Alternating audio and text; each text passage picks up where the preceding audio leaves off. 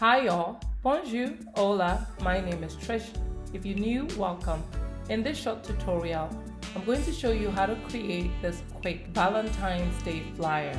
So without much ado, let's get started. So the first thing I'm going to do is drag in my background image, and I'm going to set it somewhere in the bottom, and then I'm just going to go ahead to scale it. Pick up our marquee tool, and we are just going to cut a rectangle at the top. Make sure you have your background layer selected, right click, and then create layer via copy.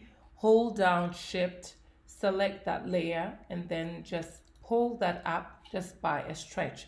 So that basically takes care of our background. So we're going to type in the theme Together Forever. So I'm going to pick up my type tool, and I'm using the Charles Sebastian, and I'm just going to type in Together, highlight, go into my property, and I uncheck my double T to turn off the caps. I'm going to highlight, and I'm going to apply the color. I'm going to space it up a little, so go under your property and go and locate your VA for spacing, and I'm just going to space it out a little. Now I want to add a drop shadow, so double click on your layer. It will bring up the layer style, and I'm just going to add a very simple drop shadow. Click on your drop shadow. Now you can reduce. I'm going to go ahead to click OK. I'm going to go ahead and type in forever, and I'm going to highlight, and I'm going to change the font to Times. Now I'm going to move the forever in my layers panel, and I'm going to set that below the together. So the next thing I want to do is apply a textured image to my font.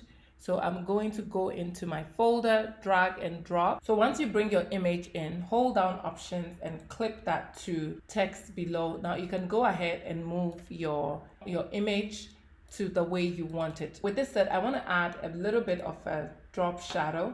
So what I'm going to do is I'm going to make sure I group these two layers. So select both layers and then click on your group icon to group it. Now I'm going to double click on my group and add a shadow, and I'm going to go ahead to either increase it or decrease my shadow. So with this set, I'm going to go ahead to click OK. So now that we have this, I want to go ahead and increase one of the heart. So pick up your lasso tool, click on the background image, and I'm just going to trace over this so I can make a copy of this heart. And as you can see, I'm just slightly just weaving my way around the heart. Now I'm going to right click and make a copy, and I'm going to use my move tool, and I'm just going to go ahead and scale this, make this a lot bigger. And I'm going to set that right back where we had it, just like that. Double click to accept.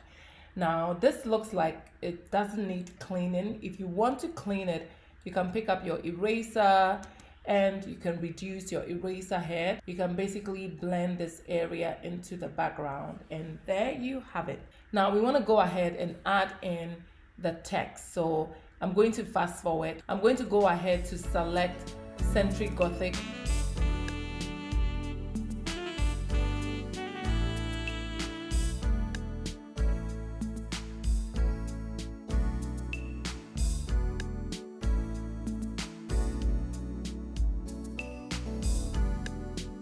And lastly, we want to go ahead and type in the date. Choose the Century Gothic, the same font, and we are going to go ahead and type in the date.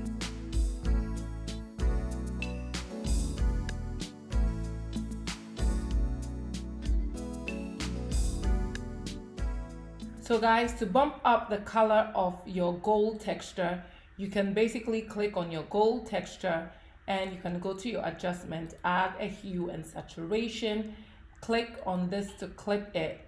Now you can go ahead and basically adjust the richness of the gold. Now the last thing we want to do is to create one file of this image and apply the camera raw effect. So hold down Shift Option Command E, make one file, go under filter, and then locate camera raw filter.